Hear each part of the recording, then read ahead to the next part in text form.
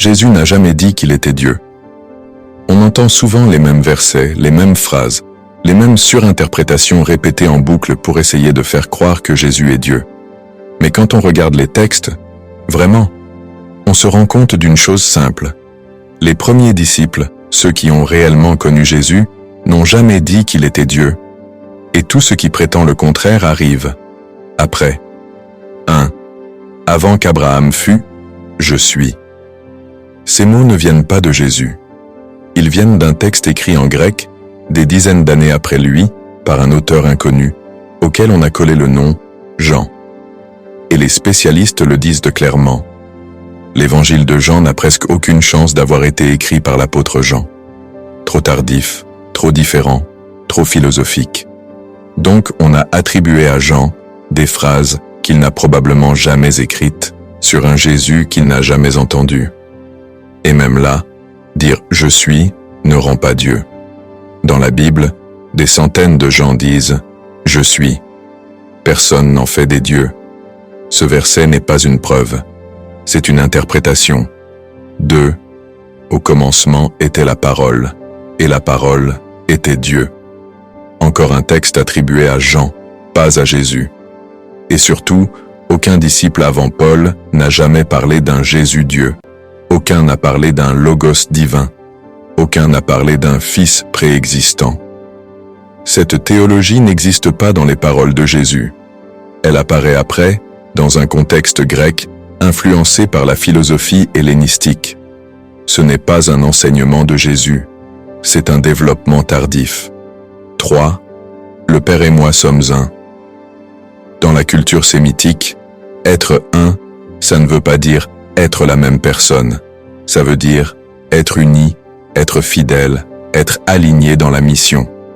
Les disciples aussi devaient être un. Personne n'en a fait des divinités. Donc ce verset n'a jamais voulu dire « Je suis Dieu ». 4. Celui qui m'a vu a vu le Père. Là encore, c'est simple. À l'époque, le Père est un titre de respect, pas une filiation divine ou biologique. Traduction réelle. Comprenez mon message, et vous comprenez celui qui m'a envoyé. C'est spirituel, symbolique, mais pas une revendication divine. 5. Le Messie préexistant. Le mot Messie ne signifie pas être éternel ou exister avant sa naissance. Il signifie oint choisi, envoyé. Et les prophètes étaient eux aussi oint. Personne ne les divinise. Le concept d'un Messie préexistant vient d'interprétations tardives, pas des paroles de Jésus. 6. Il reviendra juger les vivants et les morts. Ce n'est pas Jésus qui dit ça. Ce sont des constructions chrétiennes arrivées après lui, dans un contexte où l'Église cherchait à établir son autorité.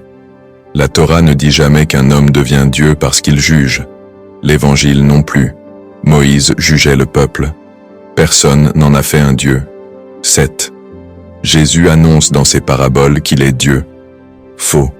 Il n'y a aucune parabole où Jésus dit « Je suis Dieu, je suis l'égal du Père, j'existe avant ma naissance. Adorez-moi ». Ces idées viennent de gens qui, des décennies plus tard, ont voulu faire correspondre leur théologie au texte. Mais les textes ne disaient pas ça. Le rôle de Paul, l'imposteur, Shaul. Il faut comprendre une chose essentielle. Les premiers disciples n'avaient pas de Jésus Dieu. Ils n'avaient pas de Trinité. Ils suivaient un prophète, un envoyé, un serviteur. Puis arrive Shaul, devenu Paul. Un homme qui n'a jamais connu Jésus, a persécuté les premiers disciples, s'est opposé à leurs enseignements, a imposé sa propre doctrine. C'est lui qui introduit pour la première fois Fils de Dieu, au sens divin, Jésus préexistant, Jésus sacrifice universel, Jésus divinisé. Les apôtres ne disent pas ça. Paul, lui, oui. Le rôle du concile de Nicée, l'empereur païen. En 325, un empereur romain païen, Constantin, réunit le concile de Nicée. Ce n'est pas un prophète, ce n'est pas un disciple, ce n'est pas un spirituel, c'est un politicien romain qui veut unifier son empire.